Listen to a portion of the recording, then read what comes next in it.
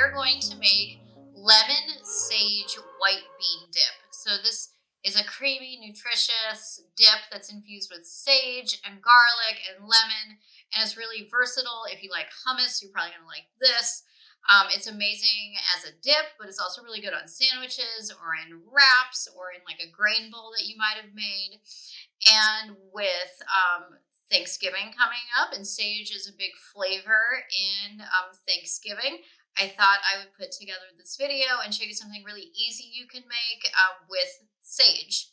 Now we are going to need the following ingredients. We need a 1/4 cup of extra virgin olive oil.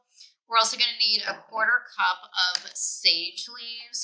Now I did buy mine from the grocery store. Unfortunately, my sage plant that I had at home passed away with the cold weather.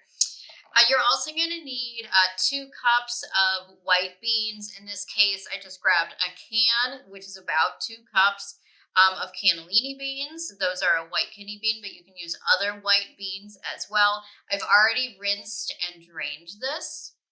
We're going to need 2 tablespoons of lemon juice, along with a teaspoon of lemon zest. So I have my zester here with me. We're going to want to use a 1/2 teaspoon of salt and 4 garlic cloves. So not too many ingredients. And the first thing we are going to do is grab our sage. So we're going to pull the leaves off of our big stem.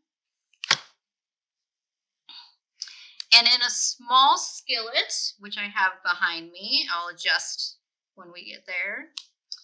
In a small skillet, we're going to heat that 1/4 cup of olive oil over medium-high heat, and we're going to add several of these sage leaves whole, and we're just going to fry them for a couple of seconds. Oh my gosh, this smells so good already.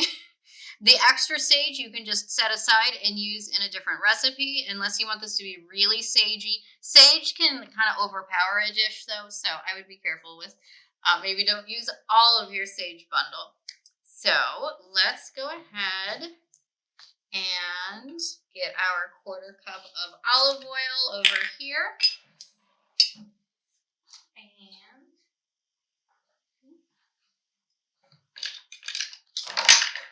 got my skillet.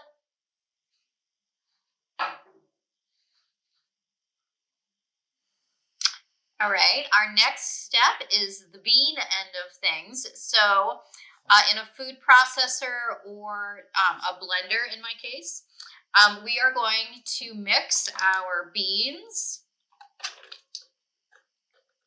and we are going to add 4 garlic cloves.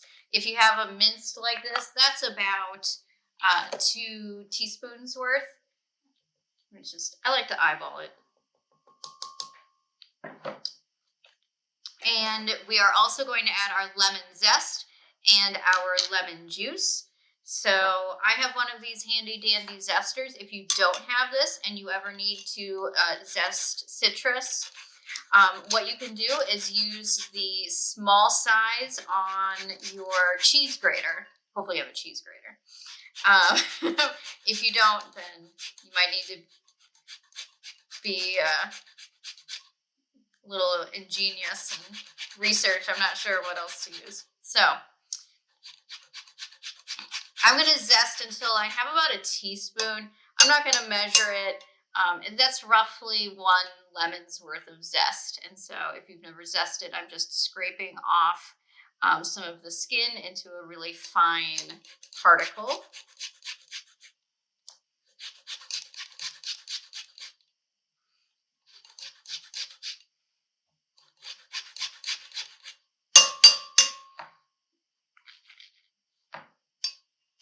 Scrape some off.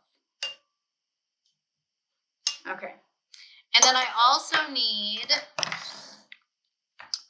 2 tablespoons of lemon juice. Again, that's about 1 lemon's worth. So I am not going to measure. I'm actually just going to squeeze it right in. If you are squeezing it right in, be careful that you don't accidentally get a seed in there, like I just did. Whoa.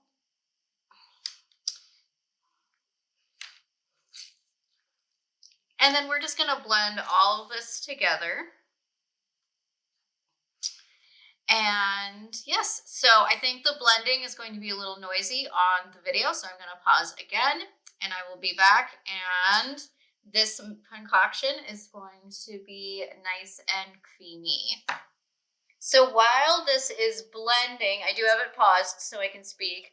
I am actually going to add this oil that we have left over from when we fried our sage. So the oil itself has kind of been infused and it's going to give a wonderful flavor.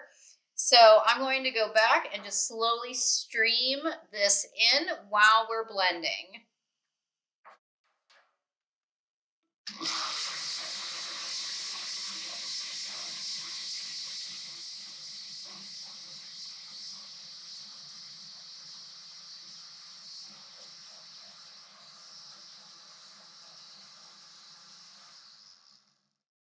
I am also going to add about half of my sage leaves. The other half I'm going to leave for a sprinkle on top.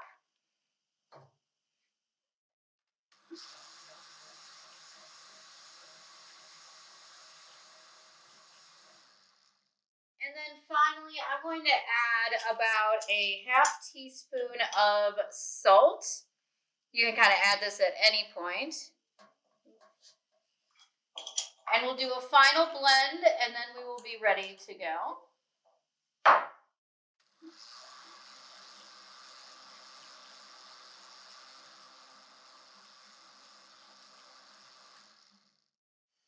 So the very last thing you're going to want to do is take your remaining sage leaves that you didn't put in to your blender or food processor and add to the dip already. And we are just going to crumble them right on top. I've already crumbled several already in here. If your leaves didn't fully crisp, you don't have to, you could chop or, just skip using the non-crunchy ones if they're a little soft. Excuse me, I'm gonna wipe my hands. So yeah, so here is our dip. Let me give you a quick stir. This is about how thick mine became. It is about the consistency of hummus. If you would like it to be thinner, you could add a tablespoon of water to the dip until it's the consistency you want. But very easy to make. It's full of really deep sagey flavor. I think it's quite good. Serve it with, I brought some crackers so I can share this with my colleagues. You could serve this with fresh veggies like carrots or broccoli to dip in.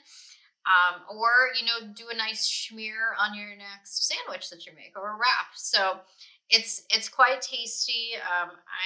Last time I made this, I'm going to be honest, I just ate it with a spoon.